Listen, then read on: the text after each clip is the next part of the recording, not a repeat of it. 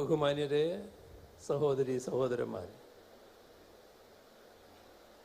മലങ്കര സുറിയാനി കത്തോലിക്ക സഭയുടെ പ്രഥമ അധ്യക്ഷനായിരുന്ന അഭിവന്ദയ മാർ ഇവാനിയോസ് മെത്രാപ്പൊലീത്തയുടെ മെത്രാഭിഷേക ശതാബ്ദി ആഘോഷങ്ങളുടെ സമാപന സമ്മേളനമാണ് ഇവിടെ നടക്കുന്നത്. ഈ യോഗത്തിൻ്റെ അധ്യക്ഷനായിരിക്കുന്നത് മോറാൻ മോർ ബസേലിയോസ് കർദിനാൾ ക്ലീമിസ് കത്തോലിക്ക ബാവയാണ്.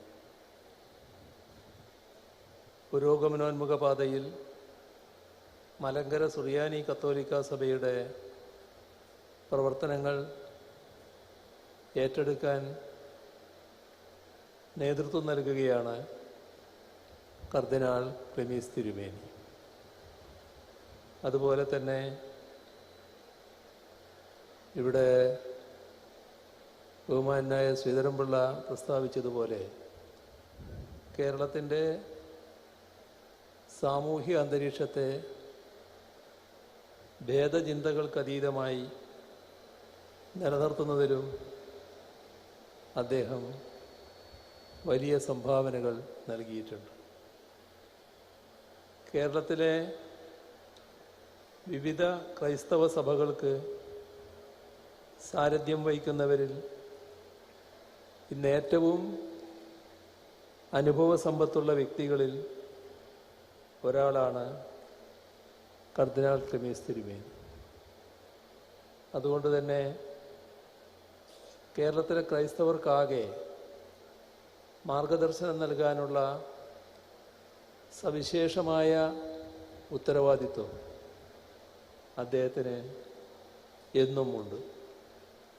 അത്തരം പ്രവർത്തനങ്ങൾ ഏറ്റെടുത്ത് മുന്നോട്ട് പോകാൻ അദ്ദേഹത്തിനും അദ്ദേഹം നേതൃത്വം നൽകുന്ന സഭയ്ക്കും അതിന് കീഴിലുള്ള സ്ഥാപനങ്ങൾക്കും എല്ലാ പിന്തുണയും നൽകുമെന്ന കാര്യം ഉറപ്പു നൽകട്ടെ.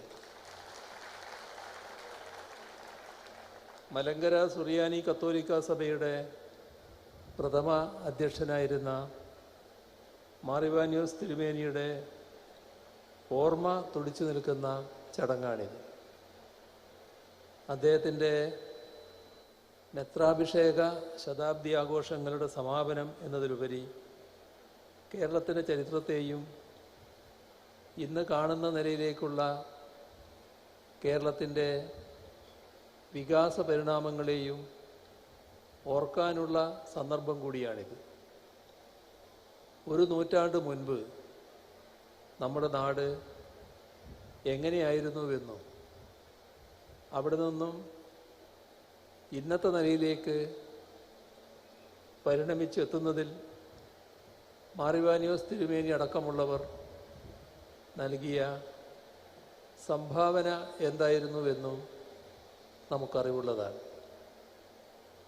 സാമൂഹ്യ ഐക്യം അസാധ്യമാക്കും വിധം മനുഷ്യരെ വേർതിരിച്ച് കണ്ടിരുന്ന ഒരു കാലമുണ്ടായിരുന്നു നമ്മുടെ നാട്. മനുഷ്യർക്ക് വഴി നടക്കാനുള്ള അവകാശവും വിദ്യ നേടുന്നതിനുള്ള അവകാശവുമെല്ലാം നിഷേധിക്കപ്പെട്ടിരുന്ന കാലം. ആ കാലത്ത് പൊതുസമൂഹത്തിലേക്ക് ഇറങ്ങിച്ചെന്ന് സാമൂഹ്യ ഐക്യത്തിനായി പ്രവർത്തിക്കുകയും അനേകായിരങ്ങളെ വിജ്ഞാനത്തിൻ്റെ വെളിച്ചത്തിലേക്ക് കൈപിടിച്ച് നടത്താൻ നേതൃത്വം നൽകുകയും ചെയ്ത വ്യക്തിത്വമായിരുന്നു മാർ ഇവാനിയോസ് തിരുമേനി.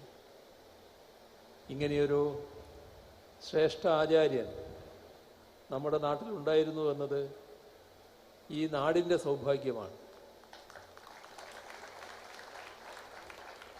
അതുകൊണ്ട് തന്നെ ഈ ശതാബ്ദി ആഘോഷങ്ങൾ നമ്മുടെ നാടിൻ്റെ ആകെ ആഘോഷമാണ്.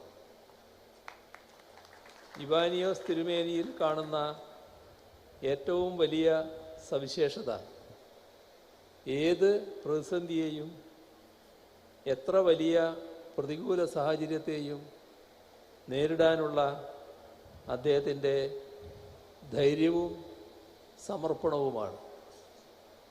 ഒന്നിൻ്റെയും മുന്നിൽ അദ്ദേഹം പതറിയില്ല. എന്തിനേയും ധീരതയോടെ അദ്ദേഹം നേരിട്ടു. കാറ്റിൻ്റെയും കോളിൻ്റെയും ഇടയിൽ പടക് മറിയുമെന്ന് ഭയന്ന് ശിഷ്യന്മാർ ഭയന്നാലും അദ്ദേഹം അമരത്ത് ശാന്തനായി നിന്നു. ഈ സവിശേഷതകൾ അദ്ദേഹത്തിൻ്റെ ജീവിതത്തിലെമ്പാടും കാണാനാകും. 19-ാം നൂറ്റാണ്ടിൻ്റെ അവസാന ഘട്ടത്തിലാണ് അദ്ദേഹത്തിൻ്റെ ജനനം. പഠിക്കാൻ മിടുക്കനായിരുന്ന അദ്ദേഹം ഉന്നത വിദ്യാഭ്യാസത്തിലും മികവ് പുലർത്തി. ആ മികവ് കൊണ്ടുകൂടിയാണ് പല വിദ്യാഭ്യാസ സ്ഥാപനങ്ങളുടെയും നേതൃത്വം വഹിക്കാനുള്ള നിയോഗം വളരെ ചെറുപ്പത്തിലേ അദ്ദേഹത്തെ തേടിയെത്തിയത്. കേരളത്തിനകത്തും പുറത്തും സേവനമനുഷ്ഠിച്ചിട്ടുണ്ട് ഇവാനിയോസ് തിരുമേനി. ഒട്ടേറെ ചെറുപ്പക്കാർക്ക് അറിവ് പകർന്നു കൊടുത്തിട്ടുമുണ്ട്. സ്ത്രീ ശാക്തീകരണവും അവശ ജനവിഭാഗങ്ങളുടെ ഉന്നമനവും ലക്ഷ്യമിട്ടുള്ള പ്രവർത്തനങ്ങൾ ഏറ്റെടുത്തിട്ടുണ്ട്. അതിനായി വിദ്യാലയങ്ങൾ സ്ഥാപിച്ചിട്ടുണ്ട്. സേവന തൽപരതയോടെയാണല്ലോ ബദനി മിശിഹാനുകരണ സന്യാസി സമൂഹത്തിന് അദ്ദേഹം നേതൃത്വം നൽകിയത്. അതിലൂടെ സേവന പ്രവർത്തനങ്ങൾ മാതൃകാപരമായി ഏറ്റെടുത്തു. പിന്നീട് മെത്രാനായി അഭിഷേകം ചെയ്യപ്പെട്ടപ്പോൾ തൻ്റെ സേവന പ്രവർത്തനങ്ങൾക്ക് തുടർച്ച ഉണ്ടാകണമെന്ന് അദ്ദേഹത്തിന് നിർബന്ധമുണ്ടായിരുന്നു. നിസ്വരായ മനുഷ്യർക്കൊപ്പമായിരുന്നു അദ്ദേഹം എന്നും നിലകൊണ്ടത്. അങ്ങനെയൊക്കെ നോക്കുമ്പോൾ കേരളത്തിൻ്റെ സവിശേഷതകൾ ഉൾക്കൊള്ളുന്ന യഥാർത്ഥ പുത്രനാണ് അഭിവന്ദ്യ ഇവാനിയോസ് തിരുമേനി. എന്തുകൊണ്ടാണ് അങ്ങനെ പറയുന്നത്? ഒരു വശത്ത് ചരിത്രപരമായ പ്രതിസന്ധികളെയും പ്രതികൂലതകളെയും അതിജീവിച്ചുകൊണ്ടാണ് കേരളം മുന്നേറിയത്. ആ മുന്നേറ്റത്തിൽ ആരും പിന്തള്ളപ്പെട്ടു പോകുന്നില്ല എന്ന് നമ്മൾ ഉറപ്പുവരുത്തുകയാണ്. വികസന പദ്ധതികളുടെ ഗുണഫലങ്ങൾ എല്ലാവരിലേക്കും എത്തിക്കുന്നു. പാവപ്പെട്ടവർക്ക് വേണ്ടി ക്ഷേമപ്രവർത്തനങ്ങൾ ഏറ്റെടുക്കുന്നു. ആ നിലക്ക് മാർ ഇവാനിയോസ് തിരുമേനിയുടെ ജീവിതവും കേരളത്തിൻ്റെ മുന്നോട്ടു പോക്കും തമ്മിൽ പല സമാനതകളുണ്ട്. അതാണ് അദ്ദേഹം കേരളത്തിൻ്റെ യഥാർത്ഥ സവിശേഷതകൾ ഉൾക്കൊള്ളുന്ന പുത്രനായിരുന്നുവെന്ന് പറഞ്ഞത്. തിരുവനന്തപുരം മെത്രാപ്പോലീത്തൻ ആർച്ച് ബിഷപ്പായിരുന്ന 22 വർഷത്തിനുള്ളിൽ അദ്ദേഹം 96 പ്രൈമറി സ്കൂളുകളും 15 ഹൈസ്കൂളുകളും 2 അധ്യാപക പരിശീലന സ്കൂളുകളും ഒരു കോളേജും സ്ഥാപിച്ചിട്ടുണ്ട്. ആ അടിത്തറയിൽ ഊന്നി നിന്നുകൊണ്ടാണ് മലങ്കര സുറിയാനി കത്തോലിക്ക സഭ കേരളത്തിൻ്റെ വിദ്യാഭ്യാസ മേഖലയിൽ ഇന്നും ഗണ്യമായ സംഭാവന നൽകിക്കൊണ്ടിരിക്കുന്നത്. സഭയ്ക്കുള്ളിൽ നിലനിന്നിരുന്ന അഭിപ്രായ വൈരുദ്ധ്യങ്ങളെ ലഘൂകരിക്കാൻ ഇവാനിയോസ് തിരുമേനി നടത്തിയ ഇടപെടലുകൾ ഏറെ പ്രസിദ്ധമാണ്. എന്നും സമാധാനത്തിൻ്റെ പക്ഷത്ത് അദ്ദേഹം നിലയുറപ്പിച്ചു. ഐക്യവും പരസ്പര സ്നേഹവുമാണ് മനുഷ്യർക്കേറെ അനിവാര്യമെന്ന ജീവിതാദർശത്തിലൂന്നി മലങ്കര സുറിയാനി കത്തോലിക്ക സഭയ്ക്കുള്ളിൽ ഐക്യവും സമന്വയവും കെട്ടിപ്പടുക്കാൻ അദ്ദേഹത്തിന് കഴിഞ്ഞു. അതിൻ്റെ ഭാഗമായാണല്ലോ 1930 ഒരു പുനരൈക്യ സമ്മേളനം അദ്ദേഹം സംഘടിപ്പിച്ചത്. ആ ചരിത്ര സംഭവത്തെയും ഈ അവസരത്തിൽ ഓർക്കുന്നു. ചരിത്ര സംഭവം എന്നതിലുപരി ഇവാനിയോസ് തിരുമേനിയുടേതടക്കമുള്ള ഇടപെടലുകളിലെ മൂല്യവത്തായ അംശങ്ങൾ നമ്മൾ ഓരോരുത്തരും ജീവിതത്തിൽ സ്വാംശീകരിക്കേണ്ടതുണ്ട്.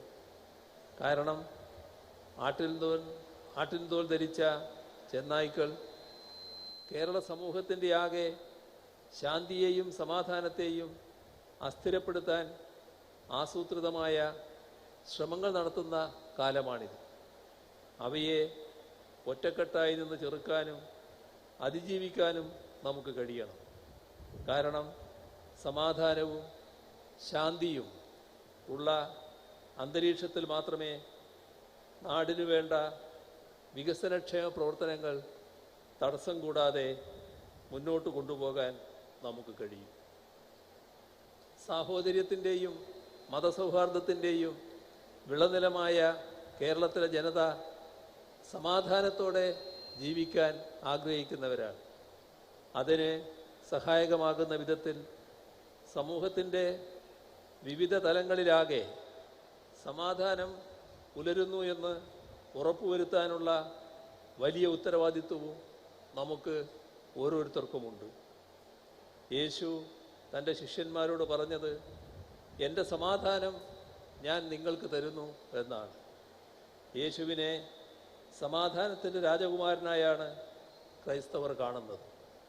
ആ സമാധാനത്തിൻ്റെ സന്ദേശം കേരള സമൂഹത്തിനാകെ പകർന്നു നൽകാൻ മലങ്കര സുറിയാനി കത്തോലിക്ക സഭയ്ക്ക് കഴിയണം. മാർ ഇവാനിയോസ് തിരുമേനിയുടെ സ്മരണകൾ അതിനെല്ലാം പ്രചോദനമാകട്ടെ എന്ന് മാത്രം പറഞ്ഞുകൊണ്ട് നിറഞ്ഞ സന്തോഷത്തോടെ ഈ പരിപാടിയുടെ ഔപചാരികമായ ഉദ്ഘാടനം നിർവഹിച്ചത് അറിയിച്ചുകൊണ്ട് അവസാനിപ്പിക്കുന്നു. നിങ്ങൾക്കെൻ്റെ സ്നേഹാഭിവാദനങ്ങൾ. Archbishop Mar